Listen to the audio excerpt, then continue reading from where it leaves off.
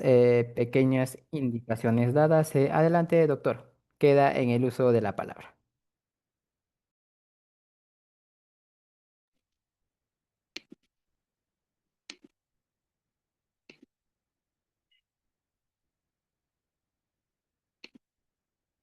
Muy bien, muchísimas gracias nuevamente al Centro y Capacitación por amable consideración para esta segunda sesión, en mi caso, para este diplomado en materia procesal constitucional. Para ustedes, queridos colegas, estudiantes que nos acompañan el día de hoy, mi cordial saludo y esperando que se encuentren bien.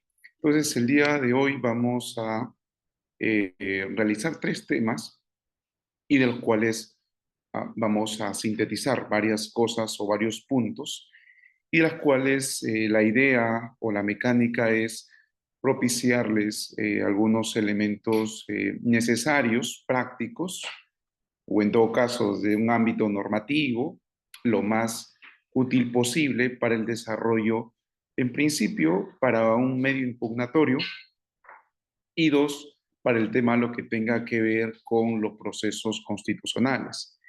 En este caso abordaremos lo que tenga que ver con el proceso de inconstitucionalidad, el proceso competencial y el recurso de agravio constitucional. Entonces, propuesta esta línea, empecemos con lo último, con el tema del recurso de agravio constitucional. Eh, Antes de entrar a detalle de lo que tenga que ver con el recurso de agravio constitucional, debemos recordar que toda norma adjetiva, ¿no? Todo código procesal, de alguna u otra medida tiene sus propios medios impugnatorios. Medios impugnatorios que de alguna u otra forma desarrollan qué recursos son los habilitados, cuáles son los plazos, cuándo procede, cuándo se rechazaría, ante quién se presenta, qué responsabilidad se establece de un juzgado frente a una sala y otros aspectos que lo establece cada aspecto procesal de cada especialidad. Lo mismo sucede para el ámbito procesal constitucional, porque en el ámbito procesal constitucional, curiosamente, no tenemos los medios impugnatorios enfocados de la misma manera que en el tema ordinario.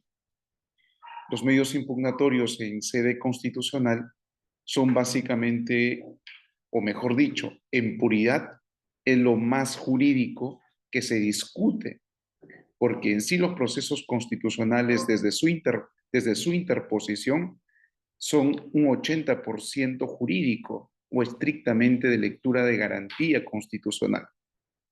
Y la otra parte, pues algunos hechos de encuadre o facticidad que permita razonar a un juez constitucional la dación de la razón o fundamentabilidad en la pretensión o pretensiones. Si de por sí esa es la naturaleza de un proceso constitucional, obviamente hace o enfatiza que los medios impugnatorios sean mucho más y estrictamente más jurídicos. A lo que voy es de que los medios impugnatorios por su naturaleza, al momento de ser planteados, no solamente exige que se desarrollen o se rinda cuenta de estos dentro del plazo procesal, que es fundamental, sí es fundamental. Y ojo aquí, que si bien es cierto, como habrán escuchado en algunas otras sesiones, en el Código Procesal Constitucional o lo que tenga que ver con el Código Procesal Constitucional, muchas veces siempre se habla de la flexibilidad procesal. Eso es muy cierto. Existe, claro que sí, ¿no?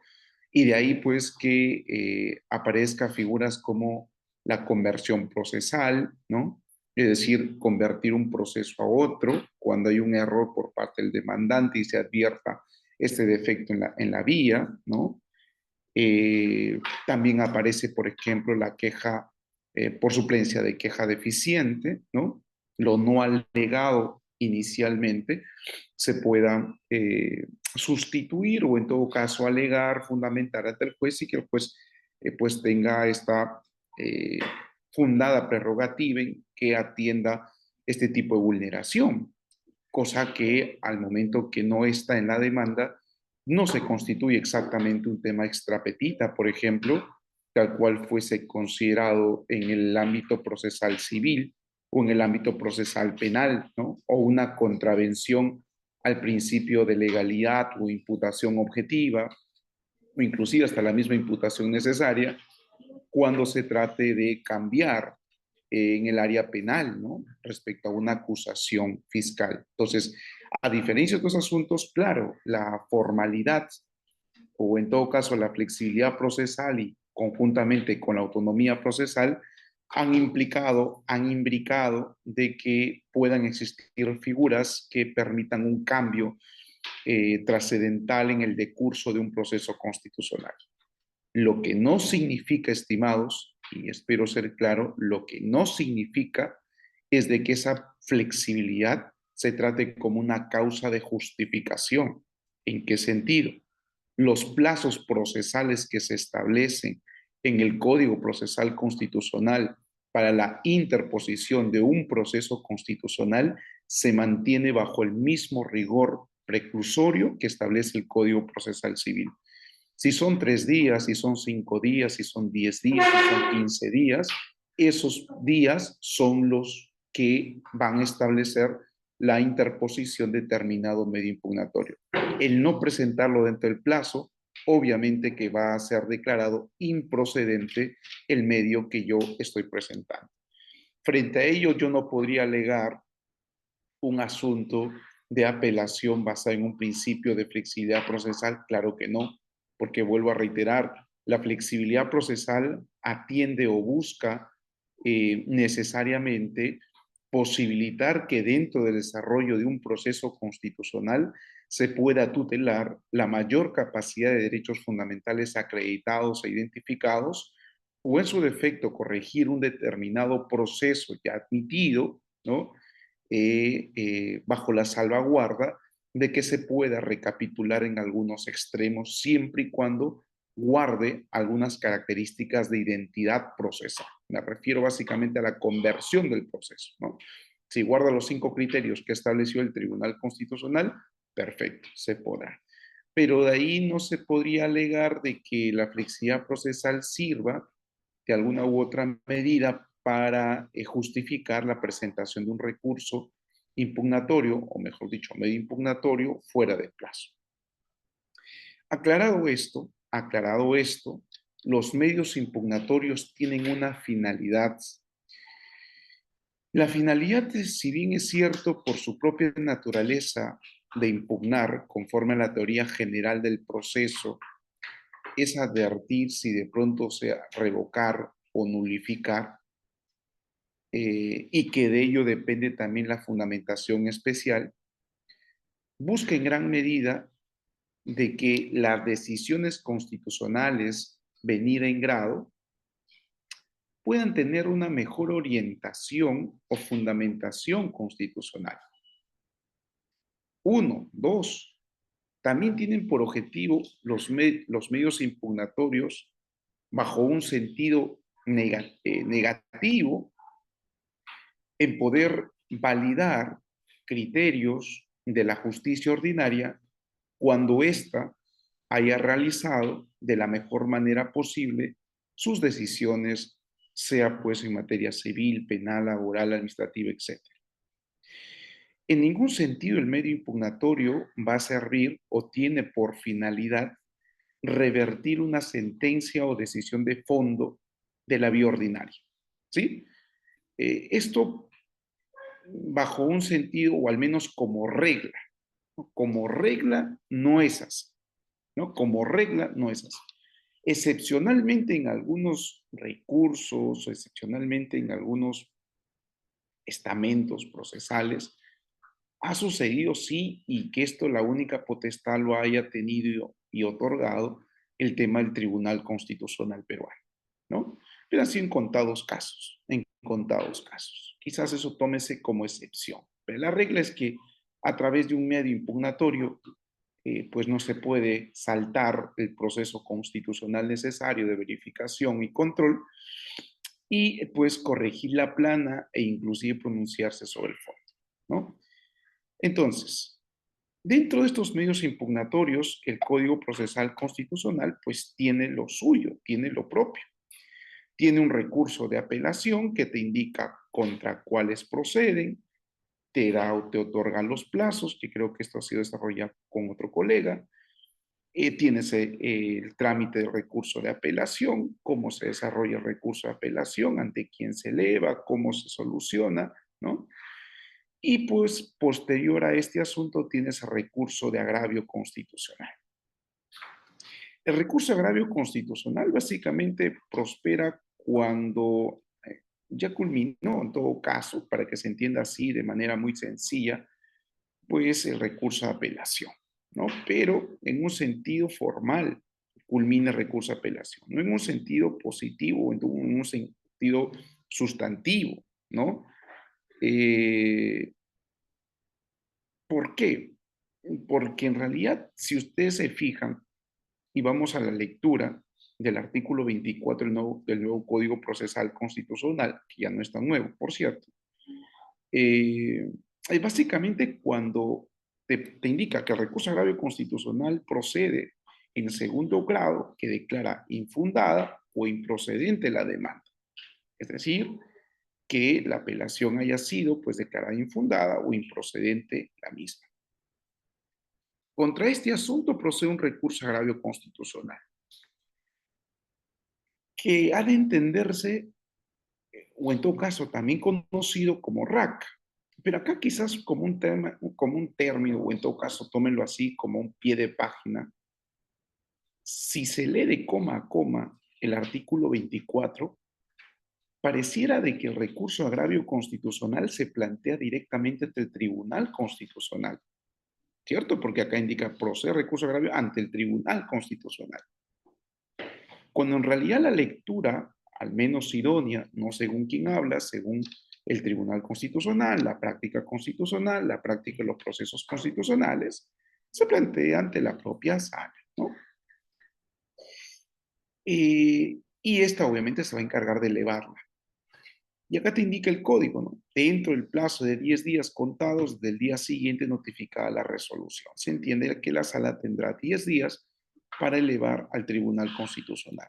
Que si bien es cierto, por ahí podrían indicar, doctor, pero eso no se cumple, muchas veces demoran por el tema de la distancia o por el tema de varias situaciones, sí es cierto. Sin embargo, tampoco es de que sea tan dilatorio. No he conocido al menos sala alguna, ni aunque sea no especializada, me refiero a sala civil, que demore pues más de 15 días, ¿no?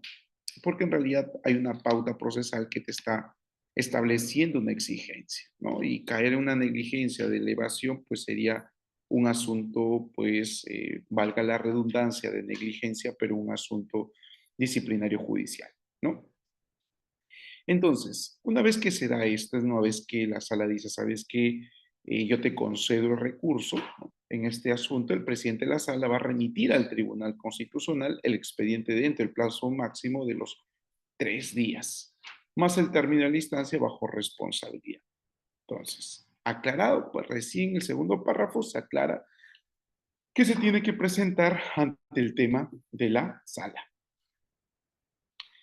Un asunto más es de que el Tribunal Constitucional, y aquí valga la aclaración, como bien les había comentado en la sesión anterior,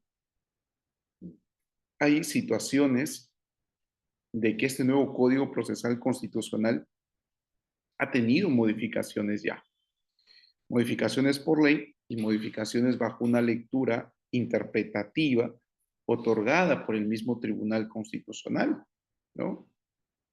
En lo que va desde el 2023 hasta el 2020, disculpen, 2022 hasta el 2024, tenemos un promedio de 4 nuevos precedentes que han incidido en las reglas de posibilidad, en las reglas de control difuso, por ejemplo, en materia tributaria, el famoso precedente Masco, ¿no? Entre otros. Entonces, y dentro de una de esas modificatorias que ha tenido el Tribunal Constitucional, diré, el Código Procesal Constitucional, ha sido a razón de la interpretación que ha brindado el Tribunal Constitucional respecto a las demandas de inconstitucionalidad planteadas contra el nuevo código. Una de estas últimas fue planteada por el, la Procuraduría de Asuntos Constitucionales del Poder Judicial relativo al tema de la vista de la causa. El Tribunal Constitucional se pronunció y dejó sentada su posición respecto a este asunto. Primero leamos lo que indica el artículo 24. En el Tribunal Constitucional es obligatoria la vista de la causa. La falta de convocatoria de la vista y del ejercicio de la defensa invalidan el trámite del recurso agrario constitucional. Lo que nos está diciendo es de que todo recurso de agravio constitucional admitido por la sala y elevado al Tribunal Constitucional, el Tribunal Constitucional de manera obligatoria te va a otorgar la vista de la causa. Cosa que el Tribunal Constitucional corrige esto y te dice, no es obligatorio, es facultativo. Inclusive, responde el mismo Tribunal Constitucional cuando tú lo requieres ante el tribunal, solicito viste la causa respecto al expediente tal y explica, ¿no?, por qué es necesario, te emite una esquela, porque básicamente es una esquela de respuesta, e indica conforme al expediente número tal, de fecha tal y conforme a la resolución administrativa número tal, esto quedará sujeto a la disposición de la sala. ¿Listo? Y bueno, toca, pues, no tanto esperar, ustedes saben cómo va el litigante, no tanto es así, eh, que de alguna u otra manera se asuma la relevancia debida para que entienda la sala constitucional que se debe fijar de alguna u otra medida la vista de la causa para que se escuchen o no se escuchen y poder debatir y quedar dejar de manera clara nuestra posición. Entonces, no es tan cierto de que un RAC, una vez admitida y elevada al Tribunal Constitucional, sea obligatoria la vista de la causa. Bien, al contrario, es un tema optativo, facultativo que tiene el Tribunal Constitucional y como vuelvo a reiterar, no es una lectura mía de la cual les estoy comentando, sino más bien lo que tenga que ver con el asunto de la interpretación que otorgó el Tribunal Constitucional en la segunda demanda de inconstitucionalidad contra el nuevo código.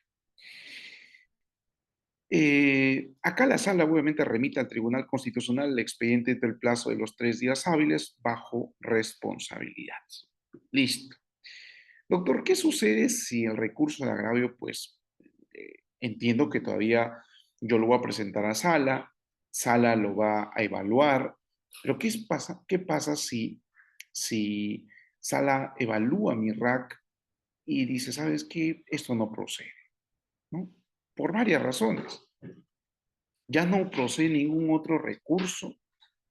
El último recurso es el recurso de queja, que a decir verdad, el recurso de queja es un medio, al menos a mi criterio y gran parte de la doctrina constitucional, el recurso de queja actúa más como un remedio antes que como un medio impugnatorio. Porque el recurso de queja, al menos en el asunto constitucional y tal cual como está prefigurado, es básicamente presentarlo directamente al Tribunal Constitucional y tal cual como de repente un niño se va a quejarse frente a su papá porque alguien le ha quitado de repente un caramelo, o de repente una injusticia se ha cometido contra este, posiblemente el padre evalúe y entienda que esa injusticia debería ser corregida inmediatamente por él mismo. Entonces, un remedio que, como digo, extraordinario, porque ya con el recurso de queja interpuesta, el Tribunal Constitucional puede inclusive tener la capacidad de solicitar directamente u ordenar directamente a la sala para que remita los actuados si el tribunal se encarga. Entonces, por eso digo que actúa más bien como un remedio antes que como un medio impugnatorio, inclusive por su mismo procedimiento, ¿no? Entonces, esto es lo que tenga que ver de manera muy puntual con el recurso de agravio constitucional. Ahora vamos con una segunda parte del mismo recurso de agravio constitucional, que tiene que ver con lo siguiente. Y esto es eh, técnica procesal de redacción, ¿no? De redacción de un RAC. ¿En qué sentido? Nosotros nos hemos acostumbrado, mejor dicho, gran parte eh, de nosotros como colegas nos hemos acostumbrado a entender que el Código Procesal Civil establece pues las pautas procesales básicas, el cual pues yo quiero hacer una demanda, me voy al artículo 113, quiero hacer un tema de apelación u otro asunto, me voy a los otros artículos del Código Procesal Civil y entiendo que es lo mismo y por lo tanto planteo así eh, eh, el tema procesal constitucional. Cosa que es un craso error. Y esto lo vengo ya planteando en diversos espacios académicos y también en las mismas audiencias, como un tema de reclamo, como un tema de exigencia, ¿no? El tema constitucional, la exigencia de un debate constitucional pide mínimamente, por decencia procesal constitucional, que al menos se cumpla con determinados requisitos del escrito postulatorio, porque yo no puedo estar en mejor condición de discutir un asunto constitucional si no identifico correctamente las partes, me refiero de una demanda o de un medio impugnatorio de orden procesal constitucional. Lo que estoy generando dolosamente como abogado es una indefensión bajo una apariencia formal de la abogacía. Veamos, por ejemplo, con la demanda. Si yo planteo una demanda bajo una estructura eminentemente civil, sin identificar el contenido esencial del derecho fundamental, sin identificar el tipo de agresor, sin identificar cómo se ha causado el agravio, qué tipo de agravio, de qué manera se está proyectando. Eso al menos como requisitos mínimos, porque cada demanda constitucional, dependiendo del proceso, tiene sus requisitos, tiene su naturaleza. Una demanda de cumplimiento, por ejemplo, tendría que estar instituida cuál es la obligación a cumplir, la fecha cierta, la obligación determinada, la autoría debidamente identificada. Criterios que no te lo establece el Código Procesal Civil, pero que sí te lo plantea el Código Procesal Constitucional desde su lectura interpretativa. Lo mismo sucede para un recurso de agravio constitucional. El recurso de agravio constitucional pide no solamente que se identifique el agravio propiamente en su carácter impugnatorio, sino que se evidencie el agravio consustancial o el agravio directo causado por la decisión judicial. Y acá un punto a diferenciar de manera muy necesaria. No es lo mismo que yo identifique en un RAC cuál es el derecho que se ha vulnerado por la decisión judicial que yo indique cuál es el derecho fundamental que se está vulnerando en mi demanda. En mi demanda yo podría alegar que se ha vulnerado el derecho a la prueba en el proceso ordinario, pero no puedo alegar, o no debería suceder así, que se ha vulnerado el derecho a la prueba también en un recurso de agravio constitucional. Porque el recurso de agravio constitucional está dirigido en que yo identifique qué derecho fundamental se ha vulnerado por la decisión que lo ha denegado, a razón de los fundamentos que se ha denegado. Por eso indicaba que la regla de procedencia, la regla instituida para declarar determinados asuntos, obedece necesariamente a lo que tenga que ver con una garantía consustancial. Más no es que a través de un RAC se desarrolle pues un pronunciamiento de fondo. Uno. Dos. El recurso agravio constitucional también se debe plantear cuáles son los fundamentos de atención que debe tener presente el Tribunal Constitucional, del cual muchas veces nos olvidamos, ¿no? Es decir, si bien es cierto, yo planteo cuál es el agravio, planteo dentro del plazo, identifico obviamente cuáles han sido los errores de la sala en el momento de su razonamiento, y no solamente identifico, sino contrasto cómo debería ser, ¿no? pero también debería colocar los fundamentos del por qué debe ser atendido por el Tribunal Constitucional. Y ojo aquí, cuando digo atendido por el Tribunal Constitucional, quiere decir que tengo que darle el soporte necesario a nivel de jurisprudencia o precedente vinculante para que yo estatuya o identifique cuáles son los rieles por donde se debe manejar el Tribunal Constitucional al momento de atender mi causa. Si yo no lo establezco, y como yo siempre digo, la argumentación que se plantea en una demanda, si es buena, condiciona que el abogado de la contraparte, como al juez, su exigencia sea la misma o un poco más. Pero si la argumentación mía es débil, es general, probablemente bajo una exigencia muy mínima también de la contraparte, podría tranquilamente triunfar bajo un hecho que tranquilamente también merece un pronunciamiento correcto, pero que lamentablemente fue planteado de manera errada. Entonces, en un recurso agravio constitucional se debe establecer estos rieles, esta necesidad de pautearlo, para que así el Tribunal Constitucional pueda advertir, oiga, mi jurisprudencia ha indicado esto exactamente, entonces yo indicar lo contrario tendría que motivar, ya no de manera pues ordinaria, sino cualificada para poder un poquito apartarme o cambiar de criterio, ¿no? Fijar los riesgos.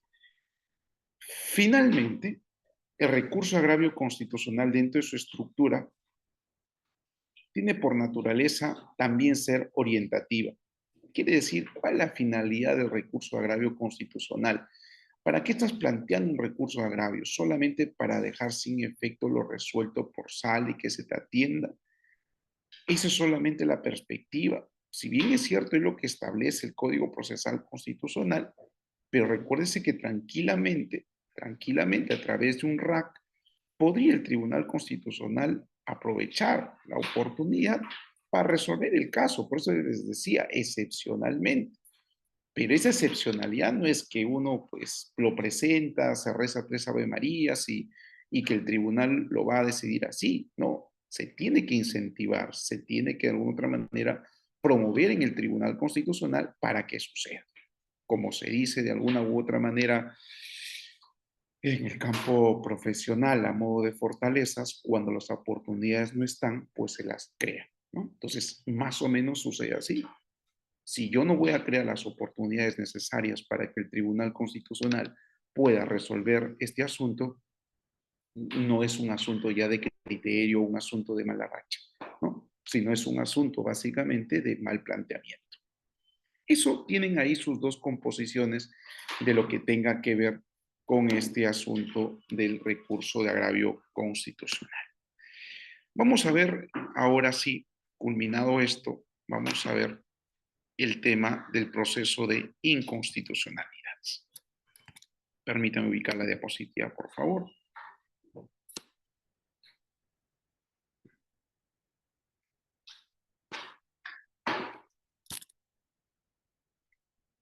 Sí, Iván, doctor. Creo que levantó la manito, doctor Iván.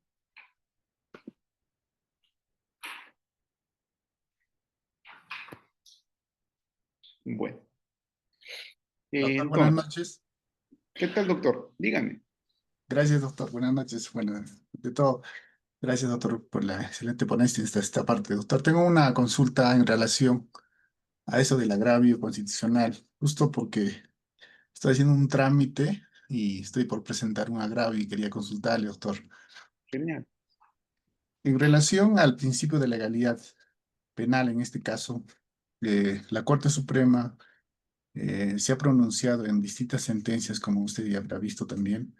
O sea, señala de que no la subsunción de la conducta de un determinado penal, ¿no? Debe, dice, establecer la justicia ordinaria.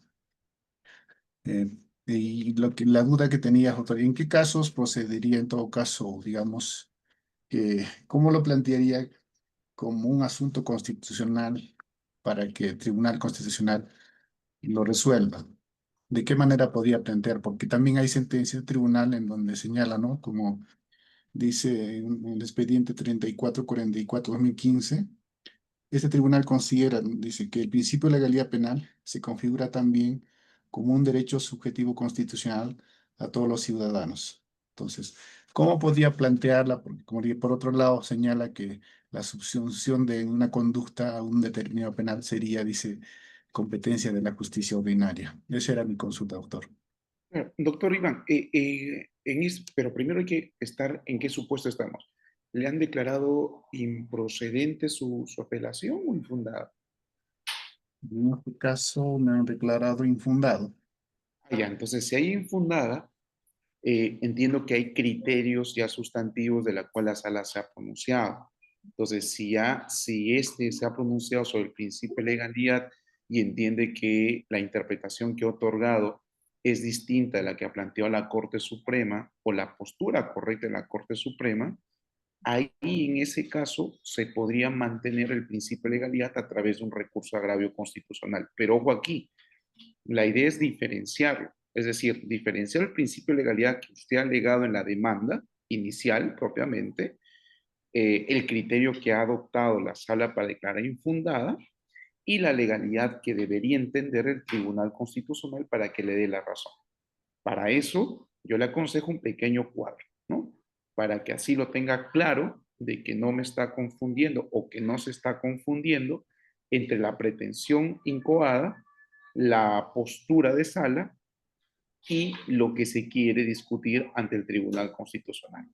¿Por qué le digo esto? Porque si no se identifica lo que se va a discutir ante el Tribunal Constitucional, como es normal por parte de Procuraduría, siempre va a alegar de que es improcedente porque no hay identificación del agravio propio para un RAC.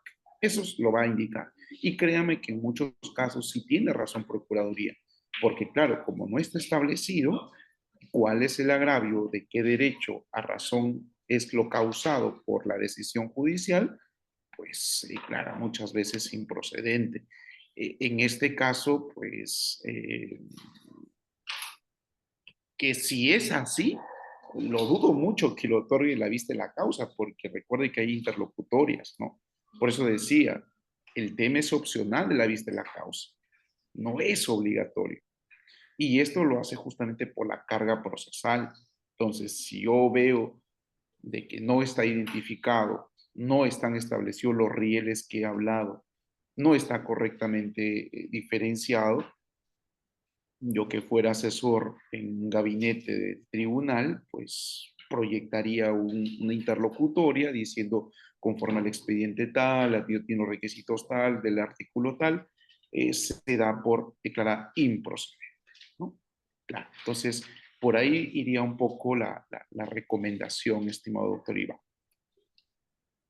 Doctor, y si eso es ya, digamos, el criterio, en este caso, del tribunal, o sea, ¿cuál sería, entonces, habría otra vía, digamos, si no lo identifico, digamos, y habría otra vía para que pueda yo tramitarla en otra vía o una justicia ordinaria respecto a la subsunción de una conducta? Es que ya si quiere discutir netamente subsunción de conducta es competencia ordinaria. Sí. Por eso acá lo único que yo le estoy indicando es principio de legalidad en un sentido interpretativo, en este caso una alta corte como es la Suprema, ¿no? Ahora, ojo, por cierto, doctor, hace 2 semanas ya se ha emitido en este año, 2 sentencias del Tribunal Constitucional en la cual recapitula el plazo para la interposición nuevamente de una demanda constitucional y en algunos otros casos se ha rehabilitado los plazos para la interposición de alguna defensa técnica o acto postulatorio en vía ordinaria. Podría quizás servirle, ¿no? Estos asuntos por el hecho de que ahí en vía ordinaria sí puede discutir este asunto de la conducta, porque para el tema de que subsuma o no, si bien es cierto, es un carácter normativo, pero se necesita un juez natural y un juez competente, ¿no? Al menos hablando de teoría general del proceso. Y para eso no es un juez constitucional. Aunque este se arrogara funciones, no lo podrías, no lo podrías. Entonces, pero sí se podría decantar por el tema del principio de legalidad, ¿no?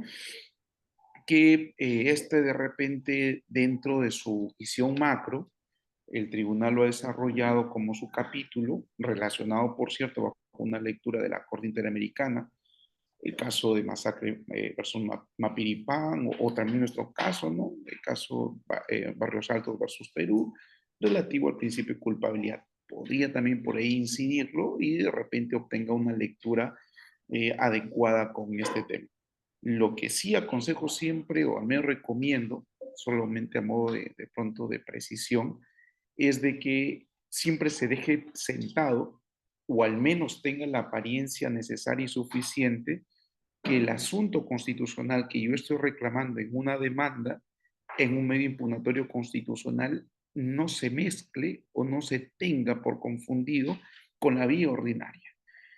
Doctor, pero es necesario que yo le explique, es necesario que yo le diga, perfecto, si lo ve muy necesario y relevante, sumíguelo, ¿no? Como antecedente de la vía ordinaria. Y así colóquelo, claro. Y luego los otros capítulos propios del tema constitucional lo desarrollo. Pero no combinemos, porque si combinemos, vamos a combinar de manera un poco negligente, lo que vamos a estar haciendo es darle cuerda de facilidad a la contraparte en que pues pueda deducir las excepciones correspondientes, ¿no? Entonces, para evitar esos asuntos, pues recomendable sería ello, ¿no? Listo, doctor. Espero haberle atendido con ello. Pasamos entonces a este asunto del proceso de inconstitucionalidad. Proceso de inconstitucionalidad. Vamos, son las 7:43. ¿Les parece, estimados? Nos damos un pequeño break, por favor, son justamente 7:45. Entonces, retomamos, creo que son los minutos, son unos 15 minutitos, si no me equivoco. Entonces, retomamos, por favor, para proceso de inconstitucionalidad, que es un proceso orgánico, al igual que proceso competencial, no es tan amplio, son algunas precisiones que hay que realizar. Muy bien, doctor, entonces nos damos un pequeño break y volvemos. Muy amable.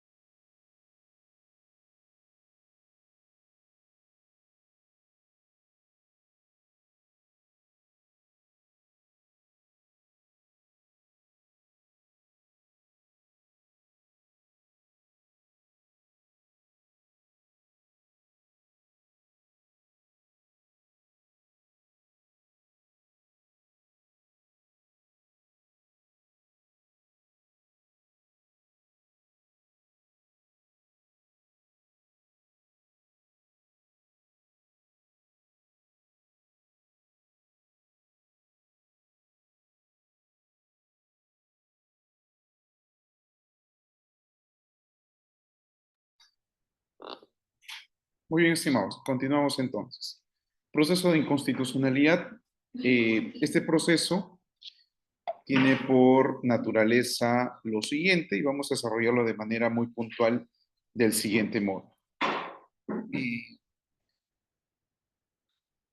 En la clase anterior, en la sesión anterior, habíamos visto lo que tenga que ver con los controles. Recordarán ustedes, en el tema pues tienen un control difuso constitucional, ¿no?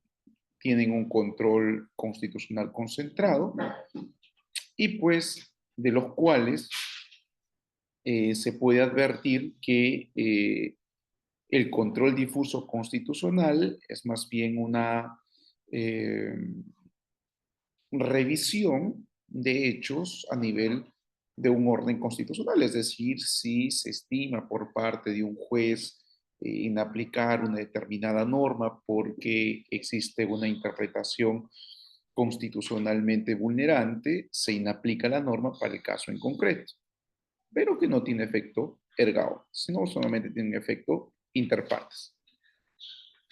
Mientras que el control constitucional concentrado, que por cierto no lo resuelve el Poder Judicial, sino el Tribunal Constitucional, eh, es un análisis normativo, abstracto en gran medida, y que su decisión pues sí tiene efecto erga omnes. Entonces, dentro de este tipo de control constitucional concentrado, nos vamos a ubicar o recordaremos de que las dimensiones de los procesos constitucionales son dos, ¿verdad? Tienes una dimensión subjetiva y tienes una dimensión objetiva. Subjetiva y objetiva. La dimensión subjetiva de los procesos constitucionales, todos aquellos procesos constitucionales que están abocados para la tutela de los derechos fundamentales, como son el habeas data, el corpus, ¿no? Amparo, etc. Sin embargo, tienes la dimensión objetiva, de los cuales tiene por garantizar, o su finalidad es garantizar la supremacía de la Constitución política a nivel pues de su rango normativo. Para ello tienes procesos constitucionales como es justamente el proceso de inconstitucionalidad, competencial y entre otros. Entonces, si nos ubicamos correctamente, vamos a estar en lo que compete a la dimensión objetiva de los procesos constitucionales y también a razón del control constitucional concentrado que realiza el Tribunal Constitucional. Explicado este asunto, el proceso de inconstitucionalidad es básicamente un asunto de evaluar de manera abstracta la eh, contradicción, la interpretación normativa de la cual una ley es contraria a la constitución política. Pero ojo aquí no se revisa hechos, a diferencia del control difuso constitucional. Aquí es lo que se revisa o se podría alegar es procedimiento, la narrativa propiamente de la disposición normativa, y tres, de repente alertar sobre algunos tipos de efectos de carácter normativo. Nada más. Y que sobre estos tres estamentos yo puedo evaluar si es inconstitucional o no. Para eso tendré que aparejar a qué norma de la Constitución política estaría vulnerando. En ese sentido, ustedes recordarán, hay una sentencia, o mejor dicho, una causa última en la cual habíamos participado en el tema de un proceso de inconstitucionalidad, en la cual habíamos planteado por parte del Colegio de Abogados de la Libertad contra el Congreso de la República sobre la inconstitucionalidad de la ley que entendemos, a un buen juicio, quita competencias al Ministerio Público para investigar en el tema, pues, de delitos, ¿no? Ahí tienen un ejemplo, en realidad, reciente en todo caso, que aún falta pronunciamiento. Y tienen otros ejemplos más, ¿no?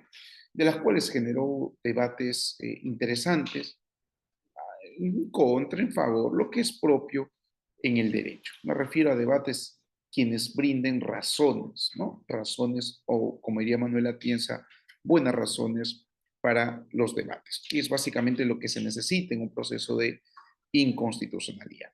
Entonces, esto nos quedaríamos con el tema de este proceso. ¿Tiene una base legal? Sí tiene la base legal propiamente.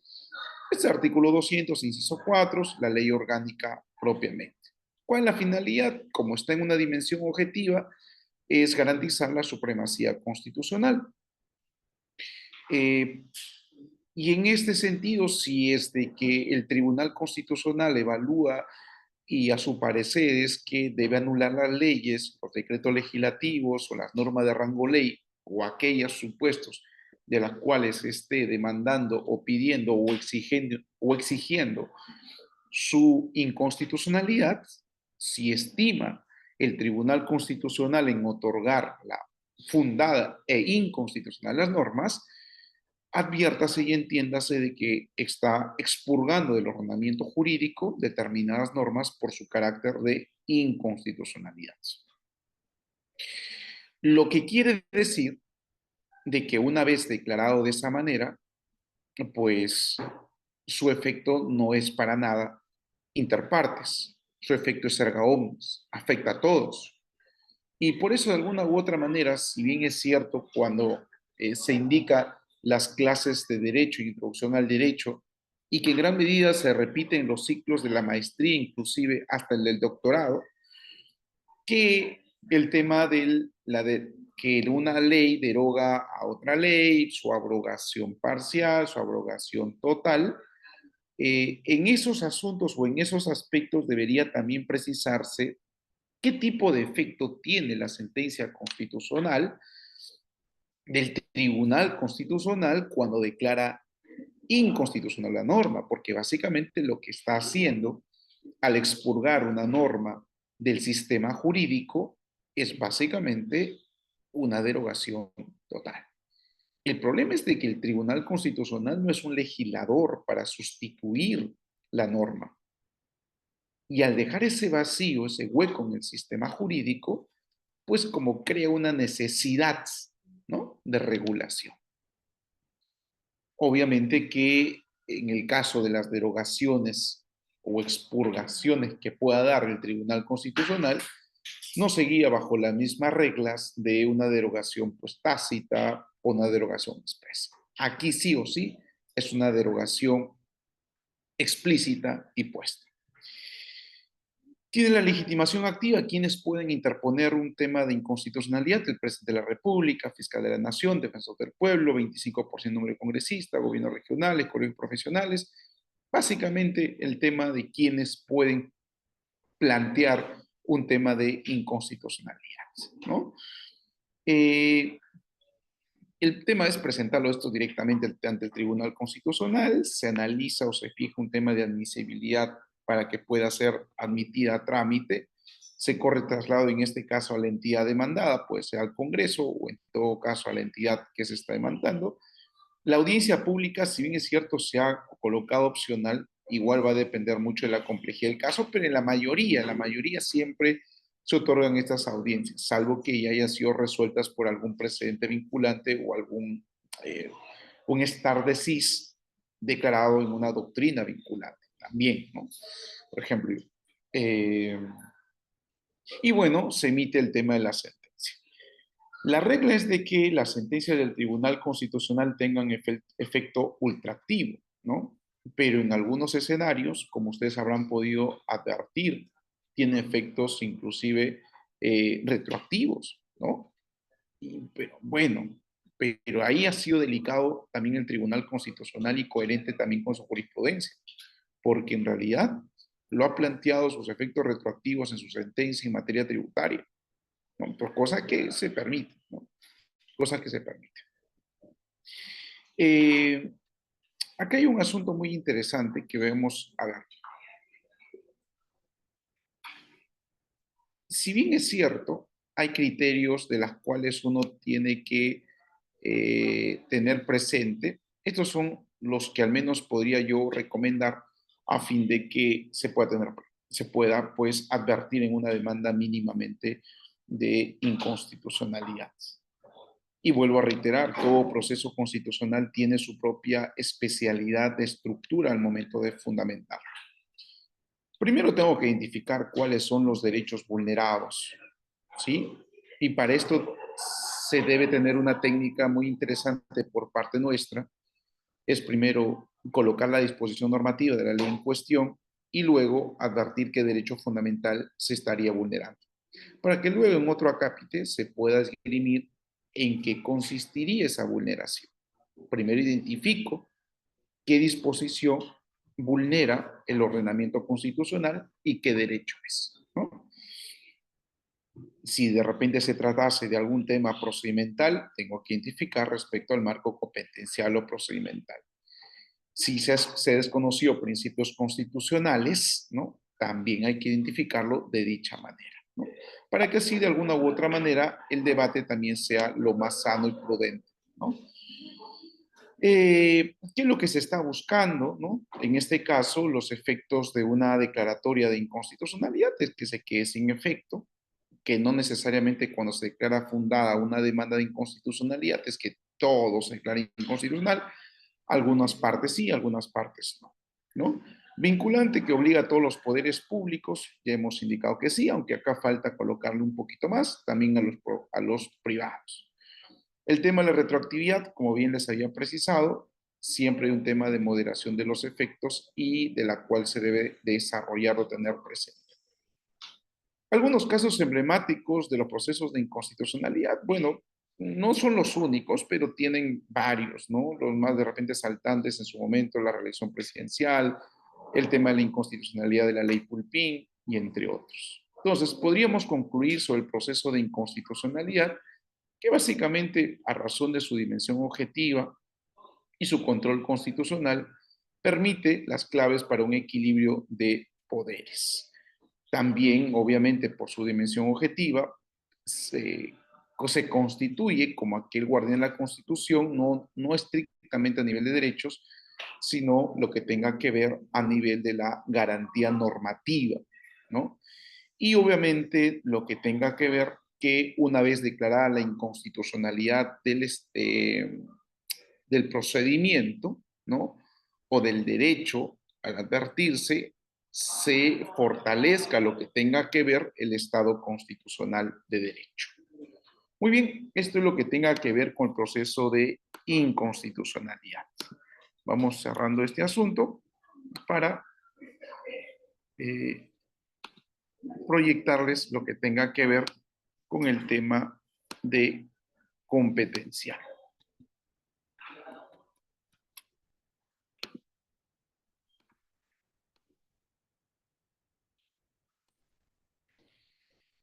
En el tema competencial, bueno, tiene la misma introducción en realidad porque su dimensión objetiva y control constitucional, como bien les había platicado, guarda esa querencia o esa objetividad, ¿no? Entonces, vamos de frente en materia entonces. Aquí lo que se debe tener en presente para un proceso competencial es de que el Poder Ejecutivo con uno o más gobiernos regionales o municipales, una primera oposición, ¿no? Que básicamente es delimitar competencias, no territorialidad, competencias, no territorialidad, y que eso ya lo vamos a ver claro en las siguientes láminas. Uno, dos o más gobiernos regionales, municipales o de ellos entre sí, también sería procedente para el tema de una acción de cumplimiento. Tres, los poderes del Estado entre sí o con cualquiera de los demás órganos constitucionales o estos entre sí. Entonces, ¿en qué supuestos funciona esta oposición? ¿Entre cuáles? He aquí los tres supuestos ya disgregados de los cuales ustedes pueden estar visualizando. Los tipos de conflicto en realidad tienen de la siguiente manera. Los tipos de conflicto diríamos en la parte celeste, de que el conflicto se produce cuando alguno de los poderes o entidades estatales a que se refiere el artículo anterior adopta decisiones. Es decir, cuando hay entidades que asumen decisiones creyendo que están bajo competencia, pero que éstas colisionan con la competencia de otros que están instituidas también en sus normas. Primer tipo de conflicto. Y en ello, obviamente, esta parte celestita se le conoce como un tipo de conflicto positivo porque ambos quieren resolver, ambos tienen la prerrogativa, ambos lo quieren solucionar competencialmente. En cambio, la parte anaranjada es cuando ambos rehuyen, ¿no? También se produce cuando un órgano rehuye deliberadamente actuaciones afectando competencias o atribuciones que la Constitución y las leyes orgánicas confieren a otro. Entonces, en un sentido negativo, pues teniendo las competencias, rehuyo en realizar. Eh, el proceso competencial, aparte de los supuestos reconocidos en lo que ya hemos visto hace un momento, también hay otras variantes que lo ha fijado el Tribunal Constitucional peruano. En este caso, lo que ustedes deberían tener presente es de que hay, por ejemplo, el expediente 05-2005, eh, en la cual establece la categoría de omisión, ¿no? Omisión. Caso de la BCR versus la SBS, omisión de cumplimiento obligatorio.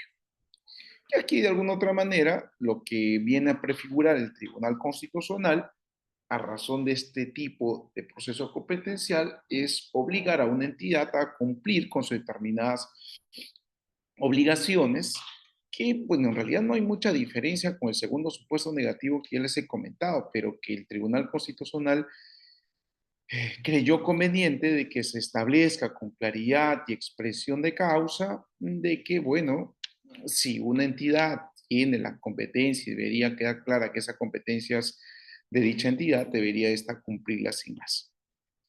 Luego tienen el tema del conflicto por menoscabo de atribuciones constitucionales, que igual se deriva del segundo supuesto, pero acá nuevamente el tribunal es mucho más específico o hace mayores derivaciones, ¿no? De la misma categoría, porque acá es por menoscabo, cosa que también se entiende el segundo supuesto, pero en este asunto ya no es por rehuirse, sino porque yo al generar el tema de mi competencia estoy generando algún tipo de detrimento en la competencia de otra entidad. El proceso competencial es conocida también por el Tribunal Constitucional, o es la única instancia conocida por el Tribunal Constitucional. Hemos precisado de que esto se produce o se genera cuando hay algún conflicto entre poderes del Estado. Y acá donde indica se puede cuestionar demarcaciones territoriales entre Magdalena y San Isidro, que fue el caso del 004-2013, pues ya vamos a ver de que no, ¿no? Es decir, la proceso competencial netamente atiende al tema de competencias, no al tema de territorialidades que se ve a nivel infralegal. Aquí hay que tener presente que el proceso competencial, el demandante puede solicitar necesariamente algunos aspectos de la suspensión de la disposición resolución objeto del conflicto, claro que sí. También lo que se puede es que cuando se promueve un conflicto constitucional con motivo de alguna disposición, entiéndase ley, resolución o acto cuya impugnación estuviese pendiente de cualquier juez o tribunal, este podrá suspender el procedimiento hasta la resolución del Tribunal Constitucional. Presenta la demanda, concurre al tema judicial para que ésta quede suspendida. Eso, en otras palabras, de efecto comunicativo, ¿no? El proceso competencial está sujeto en cuanto sea aplicable la disposición del proceso de inconstitucionalidad, que en gran medida, en muy pocos casos, se ha sometido al tema del proceso de inconstitucionalidad, más es en el tema de la legitimidad activa. Sin perjuicio de ello, siempre hay unas categorías de cuándo y en qué medida los supuestos que habíamos hablado inicialmente de cuándo procede, ¿no? Dos, la sentencia del tribunal vincula a los poderes públicos, tiene efectos pues frente a todos. Tres, determina los poderes y entes estatales que corresponden a las competencias, que si se dan cuenta, los mismos supuestos que hemos explicado anteriormente son los tipos de misma consecuencia. Claro, por un orden procesal, el legislador lo ha establecido de esa manera. Aquí tenemos un caso muy interesante, el cual yo les invito a que lo puedan recordar o leer, que es el expediente 001-2010, proceso de competencia, que es a razón de la importación de los autos usados, ¿no? En este asunto, un proceso competencial va a resolver sobre un tema que, por más que resulte un asunto netamente de comercialización o cuestión privada, pues el Tribunal Constitucional se pronunció, y creo que eso no es extraño absolutamente en nada, ¿no? En tanto y en cuanto reconocemos de que los derechos fundamentales, a razón de las decisiones, ya no solamente es competencia estricta contra los poderes públicos y estos, sino también entre privados. Entonces, pues tenemos tragamonedas, casinos, autos, incautaciones y demás, donde el Tribunal Constitucional se ha pronunciado. ¿Cuáles son los efectos de las sentencias? Tenemos alcance, finalidad y consecuencias. Los alcances que vincula a todos los poderes, ya hemos indicado que tiene efecto erga omnes. La finalidad es determinar las funciones o competencias que le corresponde a cada pues, institución democrática. Las consecuencias es pues, anular, ya hemos precisado este asunto, anular aquellas disposiciones que resulten pues contrarias a la lectura del Tribunal Constitucional. Casos, por ejemplo, sobre la cuestión de confianza. Esto lo podemos resumir de la siguiente manera.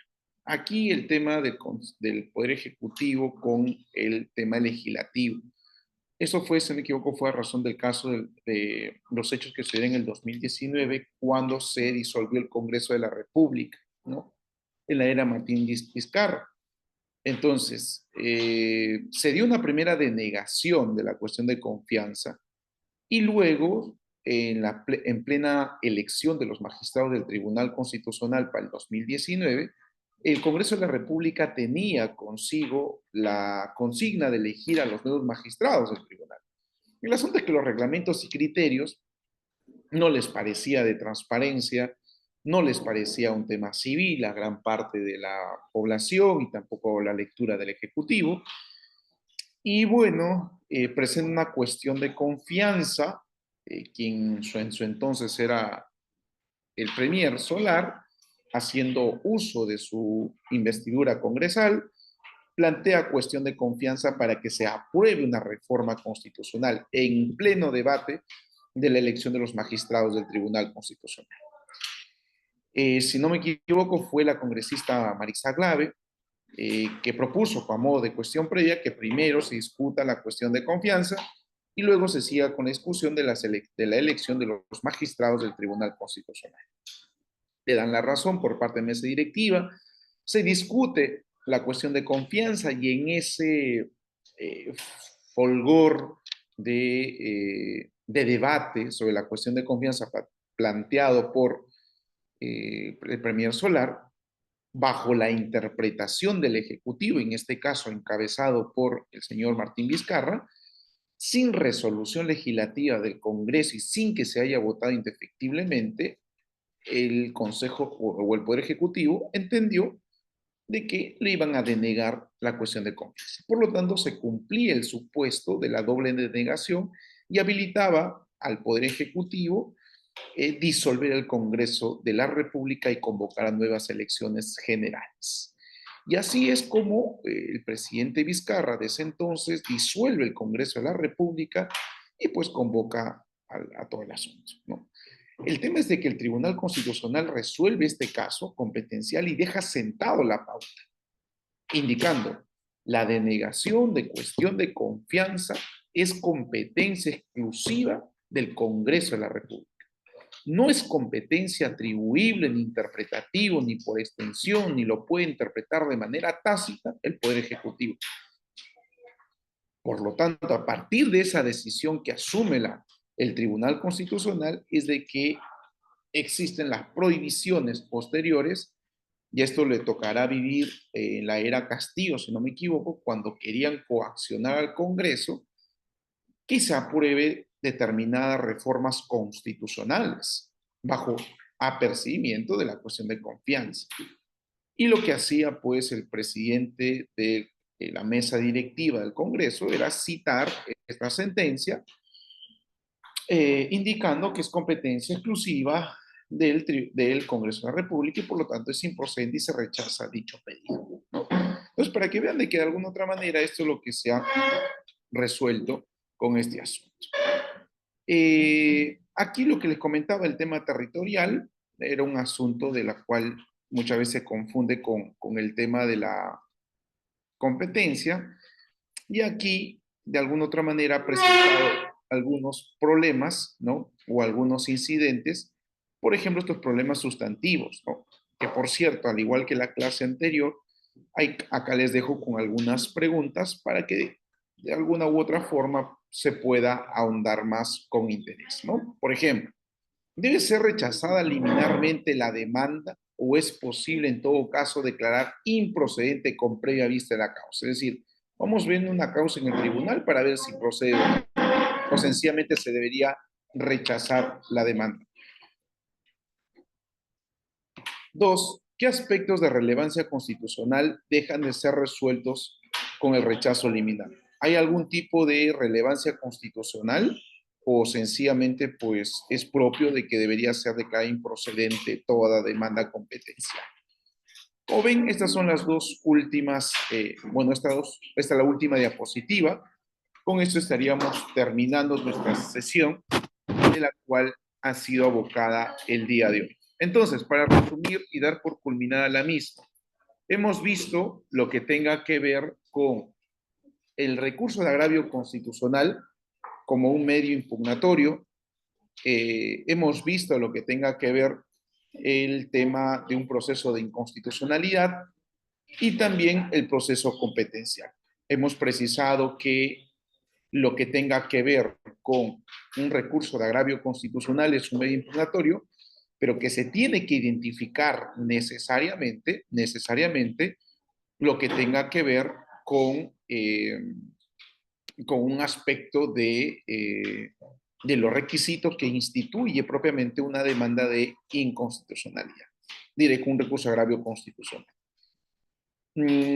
Hemos también advertido que el proceso de inconstitucionalidad como el tema competencial están amalgamados o abrazados en lo que tenga que ver con un aspecto del control concentrado y también con la dimensión objetiva de los procesos constitucionales. Muy bien, entonces ahora es turno de las preguntas subiera. Por acá veo del doctor Gary. Buenas noches, doctor Castañeda. Una pregunta, ¿cuál es la diferencia entre un proceso de inconstitucionalidad y un amparo contra normas legales? Muy buena respuesta. Bueno, en principio va a ser ante quién lo vas a interponer, ¿cierto? Porque la norma, diré, el amparo contra normas legales no se plantea ante el Tribunal Constitucional. Y si es un amparo contra normas legales, al menos por procedimiento inicial, no tendría un efecto erga omnes. Y aunque ésta llegara al Tribunal Constitucional, a lo mucho debería ser una inaplicabilidad. ¿Recuerdan ustedes el caso, por ejemplo, Ricardo Morán empezó como un amparo, ¿verdad? Pero no quiere decir que tenga rango, pues, erga omnes, por su naturaleza de inicio. Entonces, eso en principio. Entonces, y es más, el amparo contra normas legales refiere a su análisis del cual no obedece a un orde de la máxima instancia, sino a determinados jueces constitucionales, del cual tienes que alcanzarlo propiamente a nivel de hechos o pautas procesales. ¿Qué más dice María del Pilar? Bueno, ya no, es una pregunta. ¿Qué más indica acá en la parte superior?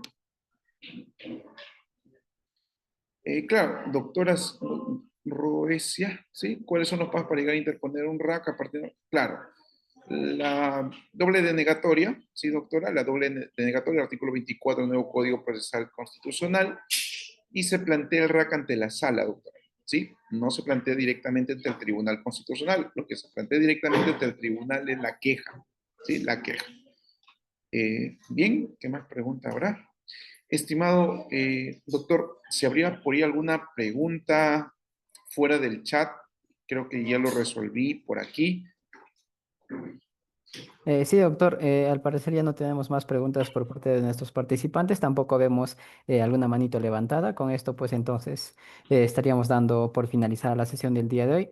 Agradecerle una vez más por su presencia y la disertación del presente tema, esperando pues que la clase haya sido del agrado de nuestros participantes y a la vez hayan podido superar las expectativas que tenían respecto al curso del día de hoy. Muchas gracias, doctor. Muy buenas noches.